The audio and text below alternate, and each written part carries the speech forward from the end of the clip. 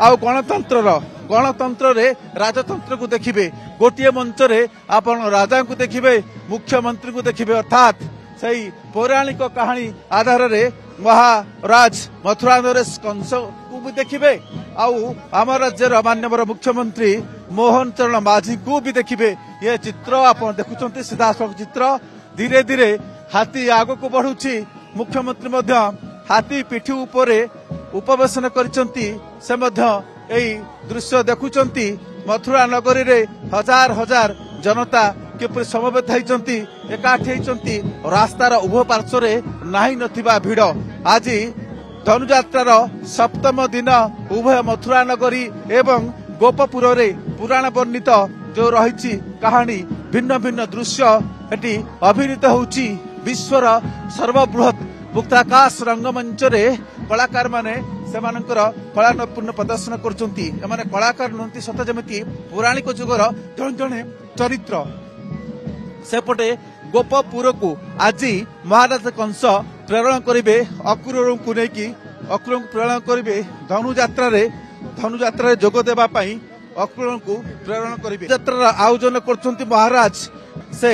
निमंत्रण न्यूता पठेबे मामुकर यात्रा जोग देबा पई एवं सेठारे ही से ताकू किपरि योजनाबद्ध भावे बद्ध करिवे सेही कपट कूट कपट रचना करी सारिचंती किए ना मामू कंसासुर उभय एटी लोकारण्य उठुची एवं सत जेमिति ए दृश्य देखिले लागुची जे आमे अछु सही पुराण जुगरे सही द्वापर जुगरे एवं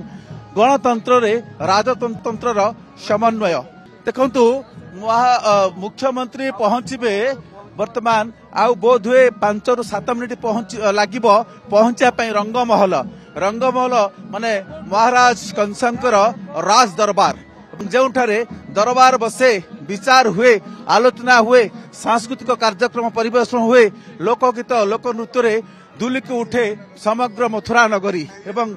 सारा भारत वर्षर विभिन्न अंचल कलाकार मैंने आसी थांती एवं आउ किछि समय पर अल्प दूर पाखापाखि 300 मीटर आउ दूरता आम कहीपर बर्तमान आम जो जगह अतिक्रम करुचु तेणु रंगमहल पाखई आसिले एवं रंगमहल पहुंचला परे सेठी आरंभ हब एवं जे रही पाछोटी नियाजिब सेठी समस्त अपेक्षा करचंती वर्ग एवं ता सहित प्रशासनिक अधिकारी महाराज मध्य अपेक्षा करचंती और राज्यर मुख्यमंत्री को पाछोटी नबा पई एवं ये आप देखुं पुलिस कड़न भितर आग को बढ़ुची आम एठी सामिल होती उत्तरांचल पुलिस आईजी मान सुलाल अच्छा बरगढ़ एसपी अच्छा राजनेता माने सम जिलापाल रही कारण मुख्यमंत्री जाउछंती कहा पाखकू ना मथुरा नरेश राज दरबार को ये एक विरल दृश्य कहीं आमे गणतंत्र रे राजतंत्र छिटा देखुचु।